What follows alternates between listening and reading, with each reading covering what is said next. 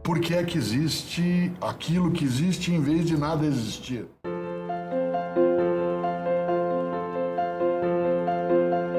Sabe que filosofia é uma coisa para as pessoas elas se encantarem. Não é para elas temerem, é que nem matemática. Por exemplo, qual é a mais humana das ciências? É a matemática. Ela é pura criação humana. Nada que ela lida, nada existe.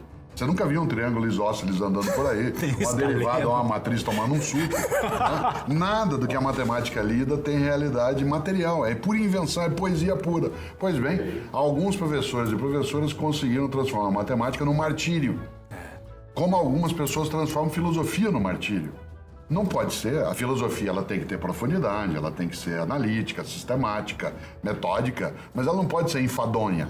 Né? Tudo aquilo que é enfadonho, quando a gente traz, por exemplo, uma conversa sobre filosofia numa tarde, né, em que a família está assistindo, qual é a finalidade? Que as pessoas apreciem, não que elas nos temam. Você e eu, ambos da área também de filosofia, não temos que ser temidos. Ao contrário, ninguém pode dizer assim, o Chalita ou o Cortella são homens inteligentes só porque a gente fala o que não é compreendido. A gente só será inteligente se aquilo que a gente falar puder ser entendido pelas pessoas. Se não for, Mário Quintana, um dia eu estava conversando isso contigo, né, e me lembro, Mário Quintana tem uma frase que me assusta, você é escritor, eu também, ele tem uma frase magnífica, ele diz, quando o leitor tem de perguntar ao autor o que ele quis dizer com isso, um dos dois é burro. E eu sempre acho que eu sou burro na hora de escrever, então eu preciso melhorar, né, por essa condição. Mas a filosofia, ela é boa, ela nos encanta, ela ajuda a conversa. Quando você pensa um homem do século VI a.C., um pedacinho do quinto, né, que é capaz de dizer algo magnífico, como a única coisa permanente é a mudança. Não se A única pode coisa banhar duas vezes isso, não se toma banho duas vezes no mesmo rio, porque quando você volta, nem você é o mesmo, nem o rio é o mesmo. Isso é de uma atualidade absolutamente marcante. Quando a gente pega a reflexão dos pré-socráticos que você mencionou, aquilo que vem, né, com a ideia de Anaximes, Anaxágoras, são nomes que parecem meio esotéricos, né, para as pessoas, mas eles têm uma marca no nosso cotidiano. Quando Pitágoras, vários de nós estudamos Pitágoras na matemática antes de vê-lo na filosofia, mas Pitágoras, que você sabe muito bem, é o criador da palavra filósofo. Ele inventou a palavra filosofia. Quando ele fala de alguém que se dedica, que tem um afeto pelo conhecimento, né, alguém que tem um carinho, eu gosto dessa palavra, carinho, né, pelo saber, que entende que em latim sabor e saber têm a mesma origem semântica. Aliás, os portugueses, melhor até do que nós, dizem, para dizer que uma comida é gostosa, diz isso me sabe bem. Dizer que aquilo é apreciável. Portanto, aquilo que a filosofia é capaz de trazer, ela nem sempre é absolutamente nítida, nem para nós. Nem sempre a gente consegue lidar como se ela fosse mera iluminação. Mas ela consegue fazer aquilo que você puxava. Nós vamos às grandes questões da vida. Quem sou eu? Qual a origem do mal? Por que é que existe aquilo que existe em vez de nada existir? Por que é que existe a possibilidade de eu ter memória? Por que eu me lembro do que não queria? Será que a memória é para mim uma bênção ou uma condenação? Aqueles atos que eu tenho na vida, eles são decisão ou eu fui empurrado por alguma coisa que eu não controlo? Pedro Nava, nosso grande memorialista, um dos grandes mineiros da nossa história, lá escreveu o Baú de Ossos, que é uma das coisas mais belas. Pedro Nava tem uma frase que para mim, Chalita, ela é inesquecível. Ele dizia, eu não tenho ódio, eu tenho a memória. Tem memória, né? Eu não tenho ódio, eu tenho a memória. Isso é perigoso. O Ivan Esquerdo, que é um grande neurofisiologista, um grande médico da Federal do Rio Grande do Sul, que é um especialista em cérebro, ele tem um belíssimo texto, que a gente não pode não ler, onde ele fala sobre o papel do esquecimento na preservação da saúde mental. Isto é, o quanto que a gente tem que ter memória de algumas coisas, mas não pode ter de todas elas o tempo todo.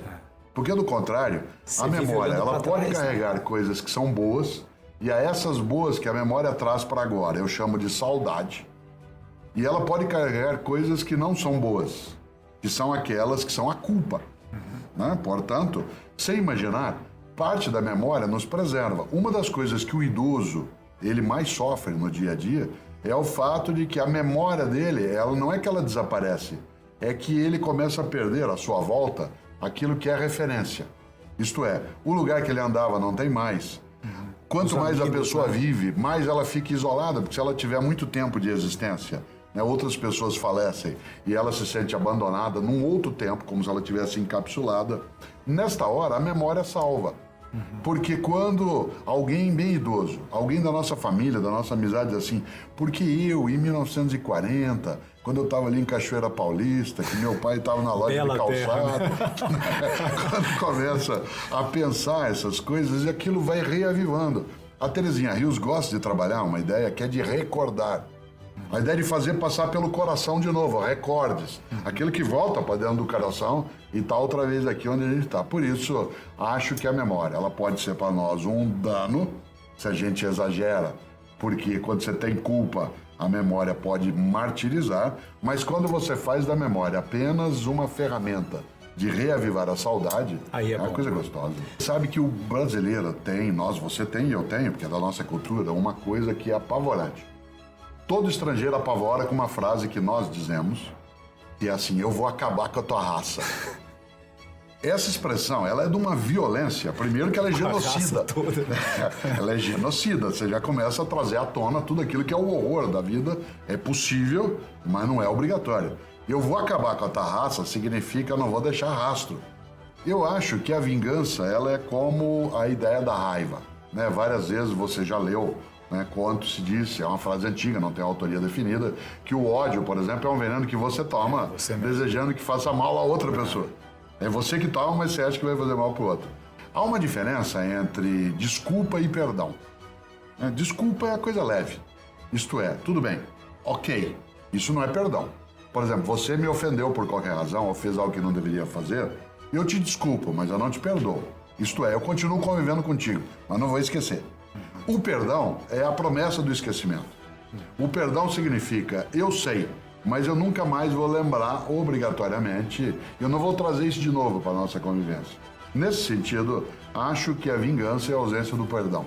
E a vingança, em grande medida, como ela não é justiça, né, ela é apenas o troco, ela é apenas o retorno do que não devia, ela não deveria estar nas nossas mãos, porque nós não somos um ser confiável, né, como seres humanos, para fazer tudo que é a justiça. A nossa capacidade de falhar, ela é tão grande que deixar na minha mão ou na tua a capacidade de dar o troco em algo que nós fizeram é meio arriscado. É melhor que a gente crie instituições, né, como é o caso do judiciário, em que a gente organiza as regras em que será feita a justiça sem que ela seja vingança.